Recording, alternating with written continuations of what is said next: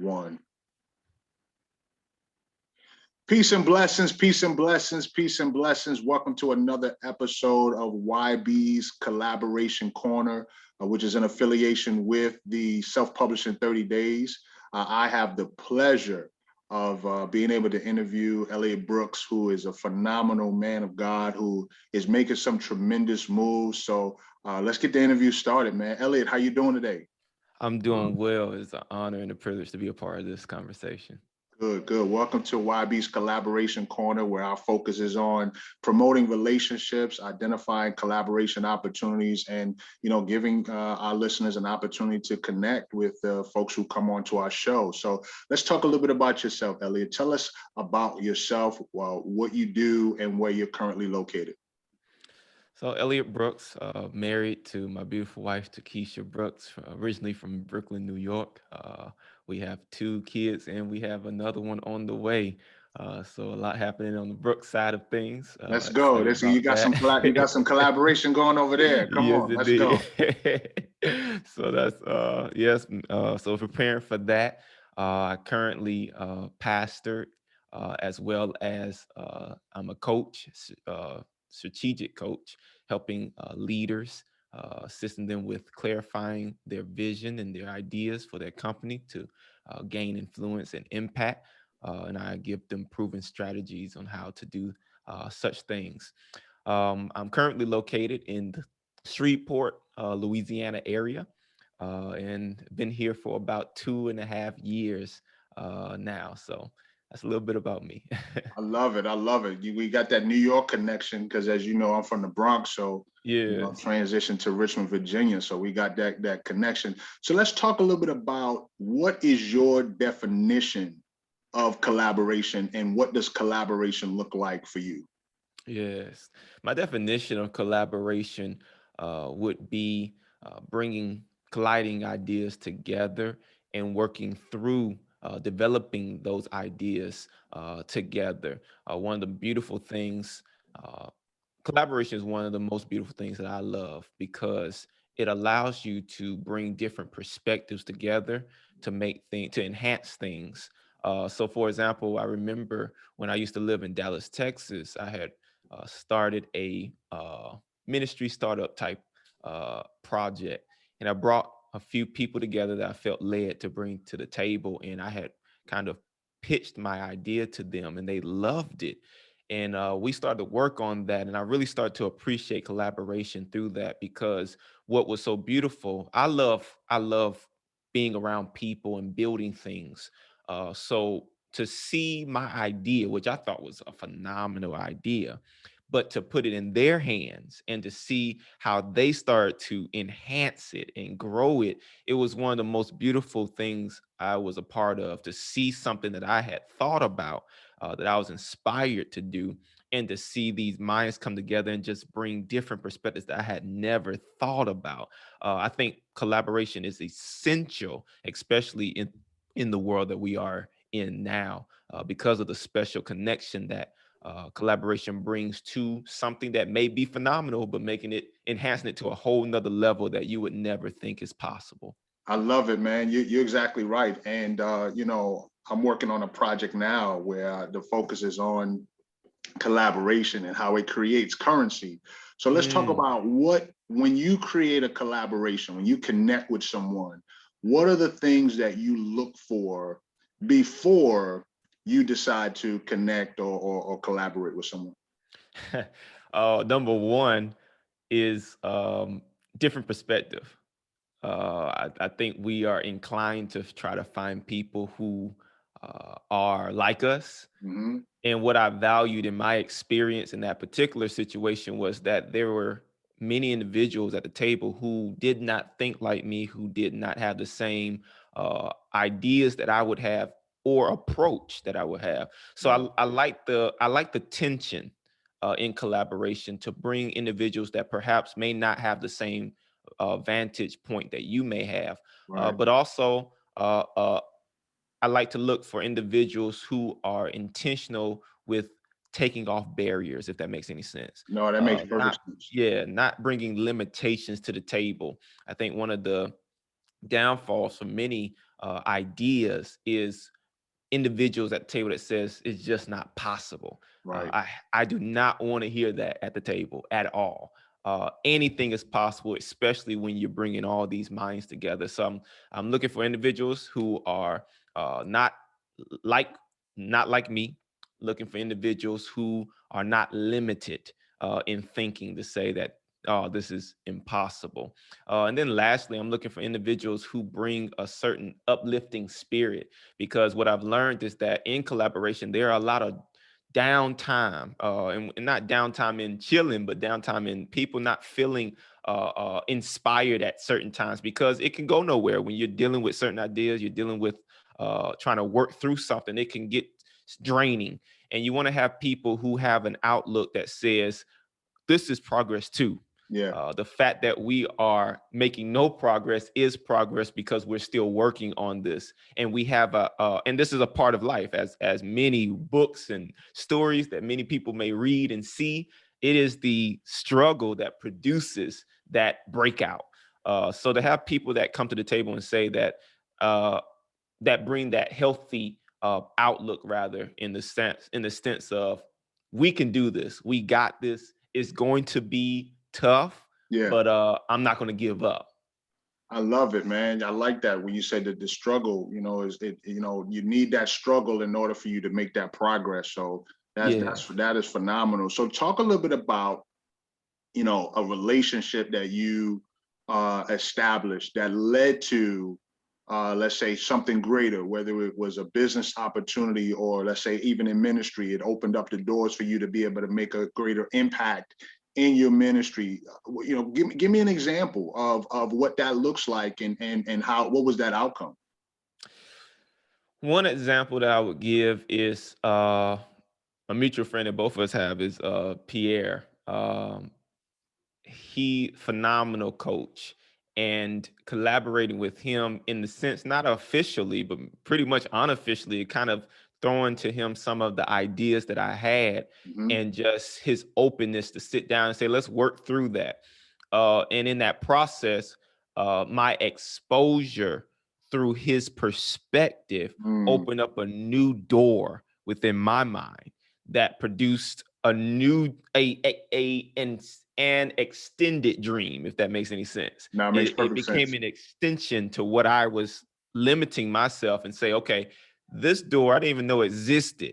So his outlook, his perspective in that collaboration caused me to think further. Yeah. But also his experience caused me to understand that there is commitment that must take place in the process of what I'm dreaming about. And I think that's another key component of collaboration, is commitment, is understanding that this is a process, that it won't happen overnight. So that collaboration brought opportunity for me to think further, opportunity for me to commit myself, and then lastly, the opportunity for me to be exposed to other individuals in his network, that it caused more collaboration and opportunity to look at what I was thinking about, and just open up next level thought processes.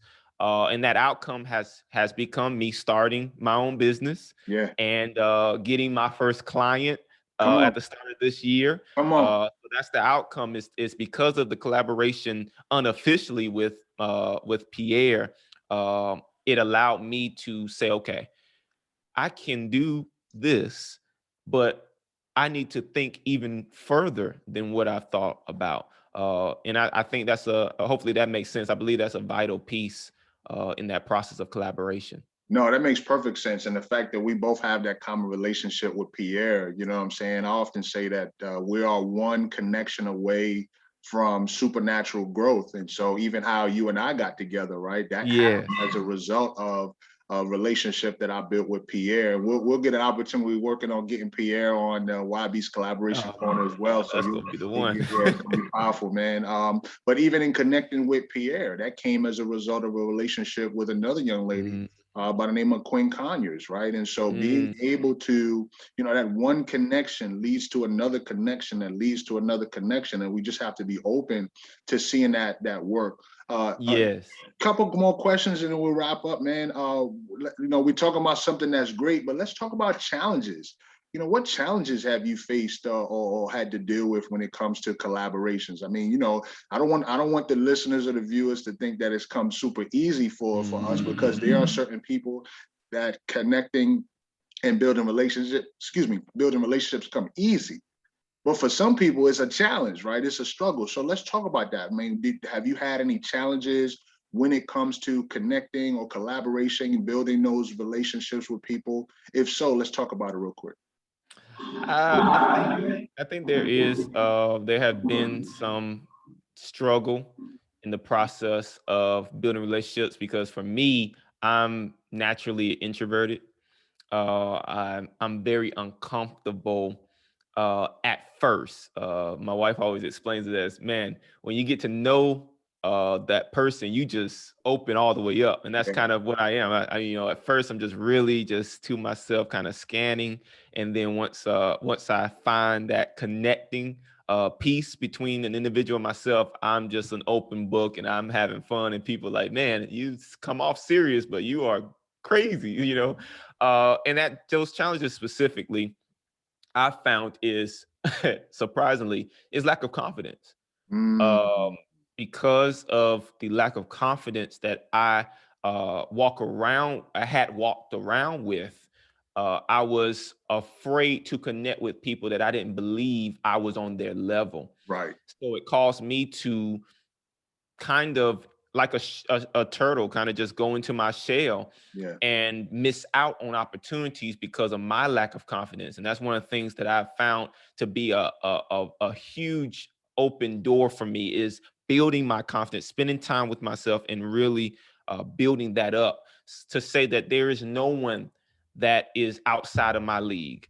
There is no one that is better than who I am, and I'm better than no one else. Come on. Uh, and the worst that can happen is you be in the same place when you asked to connect. All they could say no, and you'd Say be no. right That's where right. you were at the start. So there's no loss. So that's one of the barriers and challenges that I had. Another one is lack of exposure Mm, in the process of in the context rather of not knowing how to approach people who have been trained in a certain environment. mhm. I come from a pastoral home. My father's a pastor, and Christian values sheltered somewhat. Yeah. The mindset was kind of, play things safe. You get a good job. My family didn't have much. My dad from New York and then moved to South Carolina. My mom is from South Carolina.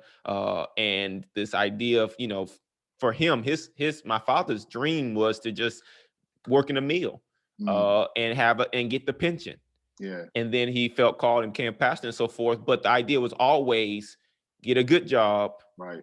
take care of yourself long term, and retire. I love it. And with lack of exposure, and there's nothing wrong with it. I think it's great, but because of the lack of exposure, to see that there is more to the picture, that Mhm. you can own your own business, that you can step out and take risks. Because for me, I believe in this stage of my life that the lack of risk closes the door to major opportunity. That it's Come cool on. to work a nice job and to retire, but if you feel something deeper, like I felt, for me it was extremely, I went to Oakwood University in Huntsville, Alabama, HBCU, That's right. graduated and became a pastor, and I was sent to seminary, and I just had this feeling that was bothering me. I didn't feel like I was supposed to be at seminary. I felt like it was just a routine for the organization. Right. So me and my wife prayed about it for 6 months, and I called my boss and said, I don't want to be here. I don't believe I'm called to be here. And surprisingly, they accepted my request. I got a church and so forth. But that throughout the years of pastoring, I Mhm. still had this feeling of dissatisfaction, that there was more to my calling, more to my potential, more to my giftedness. And I was just frustrated. And I ended up, like I said, having conversations with individuals, but it didn't hit until I had that conversation with Pierre. And that's when it went to the next level, to that I want to help people. I love leadership. I love how it works. I love how you can bring people together and accomplish a goal. That is one of them. I mean, I can do that all day. There have been nights where I've sit in rooms with teams all night long, and I have not one inkling of be like, man, I need to go hit the bed. No, I love it. I can I tell people all the time, if you lock me in a think tank for my birthday, that's the best gift you could do, because I love collaboration. I love working with people. So that idea of leadership that I fell so in love with, I was like, there's more that I can do. I remember as a young man in high school Yeah. and even younger, I always wrote journals about how I desired to help people. I Right. wanted to help people. I just didn't know what that looked like. Right. So the door opened to start business and coaching and Mhm. understanding that I can do this. And it opened that by putting on a workshop for my church. There was a business owner that was at my church, said, I want you to do that for my business. Yeah. And that kind of like, whoa, people would actually pay me for Pay my for that. gift. Yep. Yeah. Absolutely. So I, it blew I, my mind. I typically tell people, and this is in the word, right? Your gift will make room for you and bring you before mighty men, right? So Yes. when we walk in that gift, that then allows for us to, number one, push past the risk part, right? Because you got to take the risk. I love what you said. You know, Mm-hmm. without the risk, there's no opportunity, right? So we have to be willing to push past the risk. But when we operate in our gift and we know that it'll attract the right people, all we Yes. have to do is continue to operate in our gift. So I loved what you just shared. So I got a couple of real quick, like kind of like rapid fire questions, right? Number Okay. one, who is your favorite author, and what book did you value most from what they wrote? Who's your favorite author, and what book did they write that was your favorite? There's so many, but I guess the one that has been most impactful recently is James Clear, Atomic Habits. Mm, That book has really propelled my thinking in the detail of the 1% of your habit. okay. And that so many of us we look at trying to start new habits, but we want to eat the whole pie in one sitting. And Right, his right, approach is right. like, work on the 1%. If you're trying to go to the gym and you're trying to work out, Yeah, that habit starting out may be just walk in the gym and look at it for 5 that's minutes right. No doubt. No and do doubt. that every No doubt. day until now I'm doing 10 minutes and just pick up Yeah. a weight. And those habits starts when you do them in 1% Increment. yeah, exact increment. Yeah. So Yeah. that's I follow him. I love everything that he puts out there, from articles to posts to his book, and that he has been the most impactful to me recently. That's good. That's good. Say, for example, you were writing a book and you had the opportunity to write that book in any place throughout the world, just to kind of get your mind right, to get that put out there. Where would you travel to? uh, I think I would go to Dubai. I think that would be, for me. I need to see inspiration in the way that their city, especially the skyscrapers and Yeah. the beach and everything. I need to be somewhere where my mind is just open to see just the beauty of creation, Yeah. the beauty of architecture, and it just opens up my mind. So, short answer, yes, Dubai. I love it. I love it. So listen, as we wrap up, tell us a little bit about where our listeners can find you. Obviously, we got the LinkedIn connection. So I'm encouraging you, follow Eliot Brooks on LinkedIn. You might find him as S. Eliot Brooks, and you spell Elliot a little different than most people, right? So tell them how to find you. And tell us a little, tell us your church. Obviously, you represent your church, you represent your business, represent your family, but if somebody wanted to collaborate with you, how can they find you? And then follow up is, what are you looking for in terms of collaboration? Like, in terms of, like, are you currently seeking collaborations, and are you currently want to put people in a position to collaborate? So I know that was a kind of a packed question, but start with telling us how can people find you if they wanted to collaborate, and then talk about what it is that you look for if you're currently looking for any collaboration opportunities. You can find me on LinkedIn, as mentioned, at S. Eliot Brooks III. That's one L and one T on Eliot. You can also email me at Pastor Eliot Brooks at Outlook.com. That's one L, one T on Eliot. And I will get right back with you.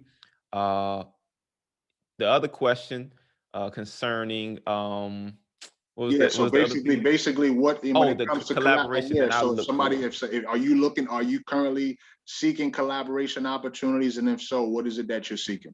Yes, definitely would love. I love collaboration, love to link up with individuals. Specifically for me right now, in the season of my life, I'm really desiring to get into a project where I can put together and build a community center in an urban community. Specifically, I want to be in Dallas, Texas to do that. But I want to put together a community center, but little, not as traditionalized. So I'm looking to do something in a sense of a co-working space with a restaurant that promotes healthy eating, and I want to uh, specifically achieve the goal of helping young Black men learn how to start their own business Hmm. and grow their business, I to love it. put legs on their dreams. That's what I'm looking to do long term. And I would love to collaborate with individuals who find value in that and can be an asset to that. So let's dig a little deeper into that. Who specifically would be a good connection for you? I love the vision, and one of the things that I do when I work with my clients is obviously we start big and then we narrow into the target. So Yes. if you had to list a handful of people that you specifically would want to connect to get this vision off the ground, who would they be? Like who if they were listening right now, Yeah. who would know that you were talking to them? Definitely would love to collaborate with a real estate developer.